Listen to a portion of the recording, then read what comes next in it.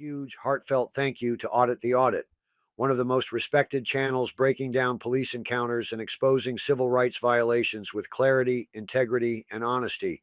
His recent breakdown of my incident involving the officers from Shenandoah, Texas, has already been seen by almost 1 million people within just a few weeks of release. That kind of exposure is more than I could have ever imagined. Because of his video, my story is now reaching an audience I could have never reached on my own. My GoFundMe campaign started seeing new life. More people are sharing the truth. And for the first time, I believe there's a real chance I'll be able to get legal representation and hold these officers accountable. What sets Audit the Audit apart is how thoroughly he explains both the law and the logic behind what you see. He's not just pointing fingers, he's educating. He showed exactly how the officers violated my rights, from the unlawful detainment to the moment Officer Bauer slapped my phone out of my hand while I was lawfully recording. And he didn't pull any punches in calling it what it was, an abuse of authority. I just want to say, from the bottom of my heart, thank you, Audit the Audit. You didn't have to cover my case, but you did. And you did it fairly, honestly, and with incredible professionalism. You've given me more than just a video. You've given me hope, and that means everything. If you haven't seen it yet, go to Audit the Audit's channel and watch the full breakdown for yourself. It's powerful, it's educational, and it's exactly the kind of content that needs to be shared. Please take a minute to thank him in the comments, share his video, and help support independent journalism like this. On August 6, 2024, Sergeant Mark Brockhoeft and Officer Eric Bauer of the Shenandoah, Texas Police Department responded to a call from a hotel regarding 2 suspicious individuals who were allegedly looking into vehicles in the parking lot. Videographer James Eldrith was walking nearby as he was waiting to film a video with a music artist staying at another nearby hotel. The officers approached Mr. Eldrith, and the interaction that followed was captured on the officers' body cameras. Yeah, how you doing? Good. Where are you staying at? Staying in Galveston area. In Galveston? Yeah. From what it sounds like, she didn't get a very good look.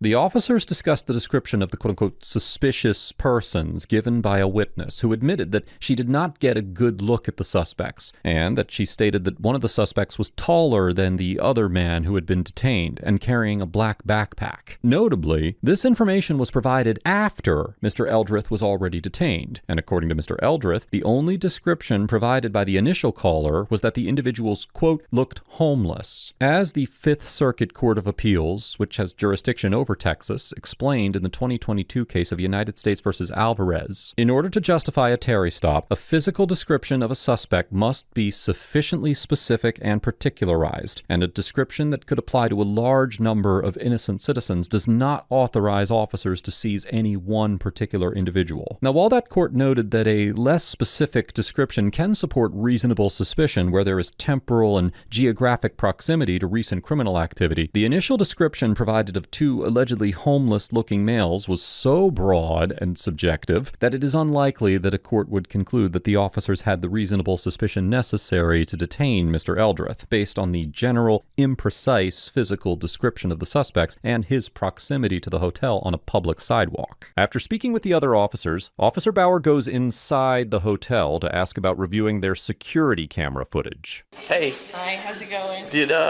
you see 2 guys trying to get into trucks? I told you, I didn't see them. I saw them walking by, but the guests reported it to me. The thing is that they were trying to mess with it, so. But yeah, if you can't arrest them for that, just give it a CTW. Yeah. I'll be fine with that. We don't really have anything now. Yeah, I figured because I don't have the print proof.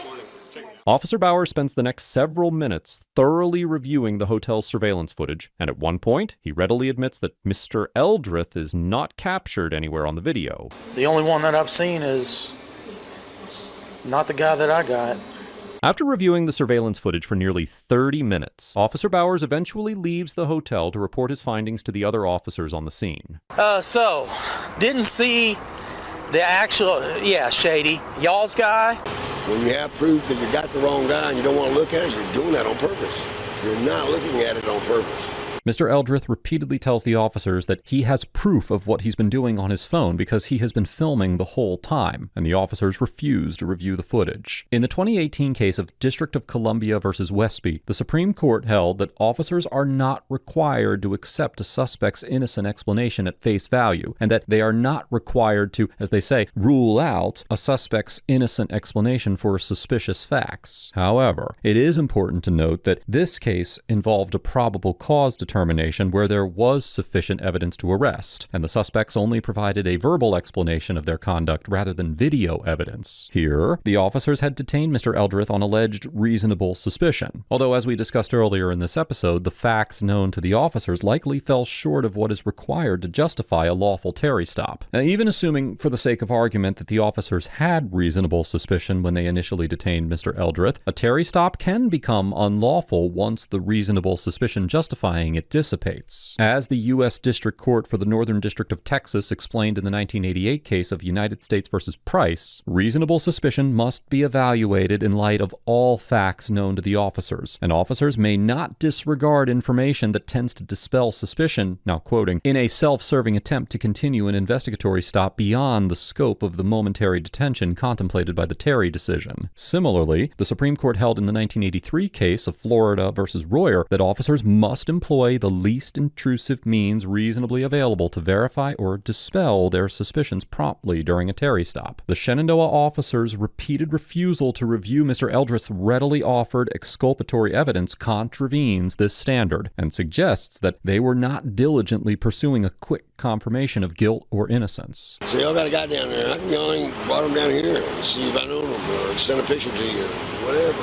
And Yeah, they're seen on video.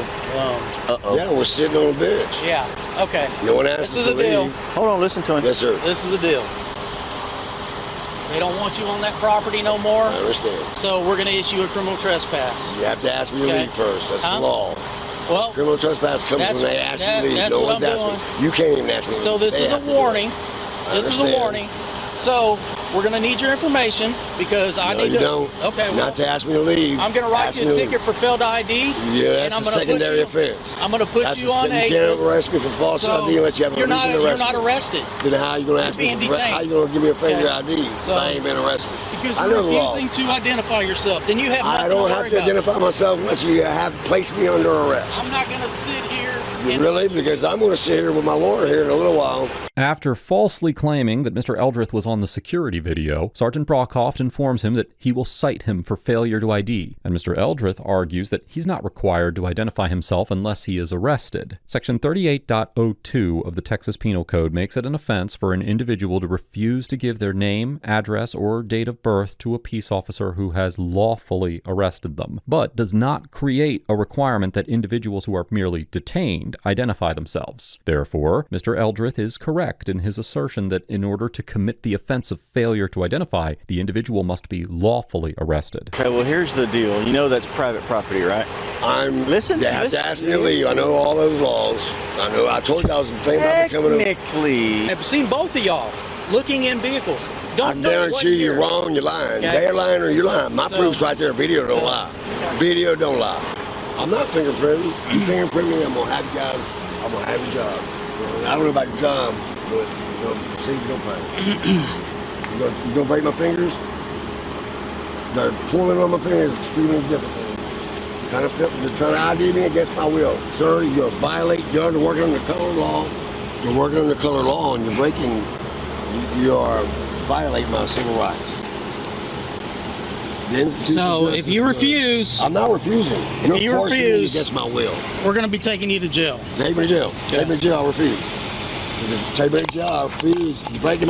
He's trying to break my finger. Trying to break my finger just to get an ID when he don't have no right for an ID. I'm on a public sidewalk. You got no reason to bother me. I'm not doing it, man. You want to break my finger? Dude. Go ahead. Well, I'll go to jail. You're- My camera's still filming right now. So is mine. That's right. You're So trying is to force mine. my finger up. Okay. And I'm not doing it. All right. You want to take me to jail? Let's go to jail. Yeah. Give me baby rich.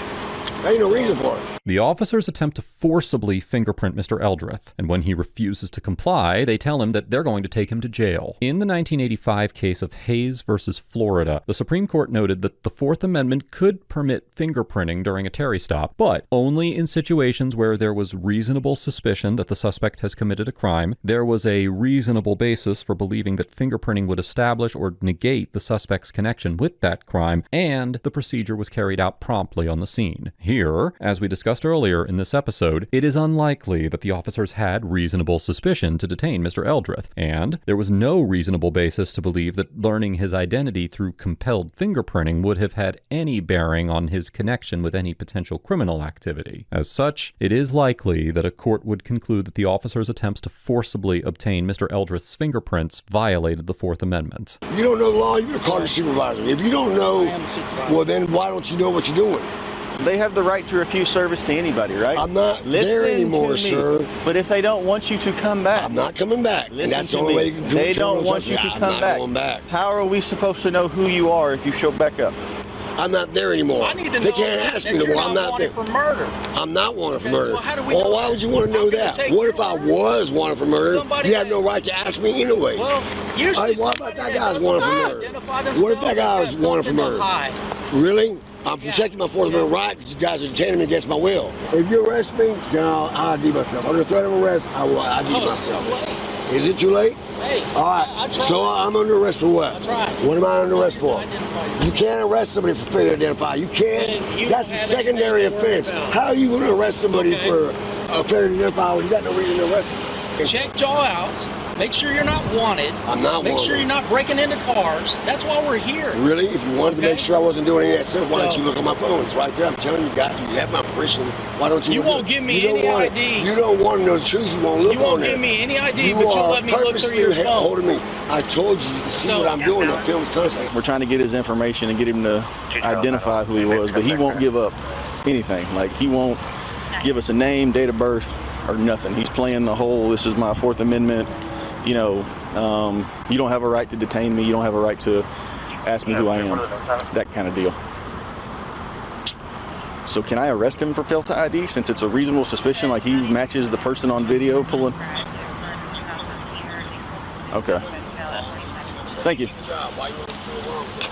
Here's the deal, man. That was the DA's office. Since you're refusing to identify yourself, I have to be arrested first. no. Yes, I do. Listen, You can lawyer, ask me, I tell you, I don't district care. attorney. Can I? Yes, sir. Be quiet for 30 seconds. Yes, sir. We're going to Conroe. They're going to fingerprint you because I Great, have reason let's to. go. I have reason to believe that you may be wanted. We're going to Conroe. Great. They're going to fingerprint you. If you come back with a warrant, going to jail. If you don't, I'm just going to Then leave I you. won't see you. I'm going to leave you in Conroe, and you can get back to Galveston. I'm going to see you. Am I under arrest? You are detained. I'm going to read you this right here, okay? Okay. I already know the law. Per Assistant District Attorney, white male subject will not identify. I have reason to believe subject is withholding his identity due to possibly being wanted. We'll be transporting subject to mail booking for mail to be fingerprinted. Yeah, I'm under arrest, obviously. If you don't let me go, I'm under arrest. Officer Bauer claims that Mr. Eldrith is only detained and not under arrest, and that he is being transported to the jail to be fingerprinted because the officers believe that he is withholding his identity due to a warrant for his arrest. In the Hayes versus Florida case that we discussed earlier in this episode, the Supreme Court held that the Fourth Amendment prohibits police officers from transporting a suspect to the station for fingerprinting when there is no probable cause to arrest, no consent to the journey to the police station, and no prior judicial authorization for detaining the suspect. The court determined that such an extended detention was functionally equivalent to an arrest, and therefore required the officers to have probable cause. Because the officers did not have probable cause to arrest Mr. Eldrith for any offense, it is likely that a court would conclude that transporting him to the police station against his will for fingerprinting constituted an unlawful so-called de facto arrest that violated the Fourth Amendment. I just read to you what the statute says, sir. No, that's what your DA said. You can't go over federal law. After being transported to the jail, Mr. Eldrith was eventually released once the officers determined that there were no warrants for his arrest and no legal reason to continue to hold him. However, instead of returning Mr. Eldrith to the location where he was arrested, Officer Bauer drove him 2 blocks away from the jail and let him out there. Mr. Eldrith is interested in pursuing a civil rights lawsuit, and he started a GoFundMe campaign to help him hire a civil rights attorney, which will be linked down below. Overall, Sergeant Brockhoeft and Officer Bauer get an F for initiating an unlawful detention without reasonable suspicion, demonstrating a fundamental misunderstanding of both Texas law and the Constitution, and for manipulating the facts of the interaction to justify their conduct. The officers detained Mr. Eldrith based on a vague, second-hand description that amounted to nothing more than, quote, 2 men who looked homeless, which is an inherently subjective characterization that doesn't meet the legal standard for a Terry stop. After detaining Mr. Eldrith, they ignored his offer to show video proof of his activities multiple times, and instead pressed forward with a fishing expedition to validate a theory that they had already decided was true. The officers then went on to falsely claim Mr. Eldrith was on security footage, threaten him with arrest for failure to identify, and attempt to forcibly fingerprint him without a lawful basis. As mentioned earlier, a citizen can only be charged with failure to identify in Texas if they are under lawful arrest, and the Shenandoah officers did not possess the probable cause necessary to arrest Mr. Eldrith. Interestingly, the Shenandoah PD website specifically states in an article posted on February 9th, 2024, several months before this interaction occurred, that citizens have no duty to identify themselves to police officers when they're being detained. The officers ultimately transported Mr. Eldrith to jail, which under Hayes versus Florida qualifies as a de facto arrest requiring probable cause, which, again, the officers did not have. After confirming that Mr. Eldrith had no warrants and had committed no crime, the officers refused to return him to the location where they had detained him. Instead, they dropped him off 2 blocks from the jail. That decision serves no legal purpose and reads as petty retaliation for asserting his rights. This interaction highlights how poor judgment, unchecked authority, and a disregard for legal standards can quickly escalate a baseless encounter into a blatant constitutional violation. Mr. Eldrith gets an A, because although he may have benefited from exercising his right to silence, he demonstrated a relatively strong understanding of his constitutional rights, made a legitimate effort to dispel the suspicion of the officers, and maintained a calm and collected demeanor throughout the interaction. Throughout the encounter, Mr. Eldrith displayed a clearer understanding of Texas identification law than the officers who detained him. He correctly stated that failure to identify only applies when a person is under lawful arrest, and he refused to be intimidated into providing information that he was not legally required to give. His calm demeanor and repeated offers to show video footage of his activities show that he was not trying to obstruct the investigation, but rather was actively attempting to clear up the situation. Despite being detained without legal cause, threatened with arrest, and ultimately transported to jail, Mr. Eldrith did not resist or escalate the situation. He stood firm, kept his communication respectful, and remained focused on protecting his rights. After the incident, he began raising awareness about what happened, requested the body camera footage, and is actively seeking legal representation to pursue a civil rights claim. I commend Mr. Eldrith for maintaining the delicate balance of exercising your rights while also complying with officer commands, and for his willingness to challenge the officer's conduct through the proper legal channels. To everyone who's watched, shared, or donated, thank you. Your support isn't just appreciated, it's powerful. And to Audit the Audit, your spotlight on this injustice gave it reach, gave it weight, and gave me hope. I'm deeply grateful. Once again, I want to say thank you to Audit the Audit. But now, it's time for more than gratitude. It's time for action. We need to put an end to policing for profit, not by defunding the police, but by removing the financial pressure that drives this broken behavior. When officers are told to generate revenue instead of uphold the law, we get a system that punishes people for profit.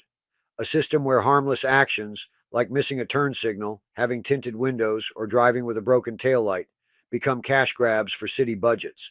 And when people can't afford the fines, they spiral into debt, and eventually into jail cells. That's not justice. That's a trap. Rich folks can pay and walk away. Poor folks get buried by fees, by court dates, by warrants.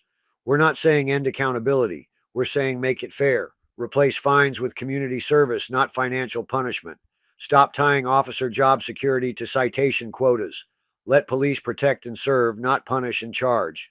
If we want a justice system that actually delivers justice, we have to strip away the money motive that poisons it. Let's stand together. Let's fix this. Let's be the generation that ended revenue-based policing and restored real integrity to our streets. Like, share, subscribe, and join the movement. Because FOOSHARD isn't just a name, it's a mission. It stands for Focused Officer Oversight, Securing Honest Americans' Rights Directive. One last time, please make sure you watch Audit the Audit's full video. The link is in my description. You'll also find the link to my full-length video there as well. Please like, comment, and share them both, because every share helps the truth spread further than I ever could on my own. And if you'd like to go one step further in supporting this fight, you'll also find a link to my GoFundMe. Every bit of support matters, and together we can make a real difference.